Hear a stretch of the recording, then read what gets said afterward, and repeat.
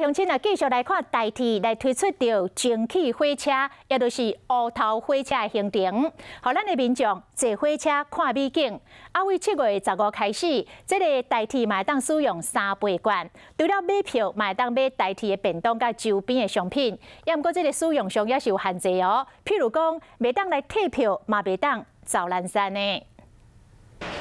坐火车欣赏沿路风景，享受浪漫的铁路的旅游。台铁7月份推出蒸汽火车套装行程，一古早火车头的列车出去佚佗，上车前搁再先买台铁便当，而且这拢会使用3倍券，买车票、买便当，连买相关的产品拢会使。 可以购买台铁的一般的个人车票、团体票，还有定期票，那包括旅游票券的 TR Pass 啊、环岛周游券。不过像这样的自动售票机呢，振兴3倍券就是不能使用的，而且买了车票也不能找零，不能退票。 若是真正行程改变，台铁讲同款是比较现行换票制度，会使无限次数的换票，头一摆无收手续费，而且用电子票证买票就会使退票。虽然3倍券看起来伫台铁真好用，也不过伫车厢内面都是袂使用。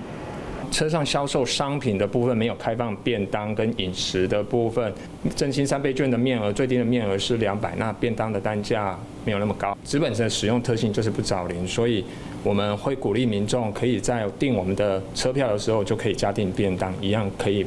把便当送到座位上。 除了使利用3倍券伫台铁消费，7月15到8月15，搁使摕迄一天车票的票金去台铁车头的商场买物件，冒拍折。台铁嘛讲，以后会特别设计3倍券面额套装优惠，互民众的消费搁较方便。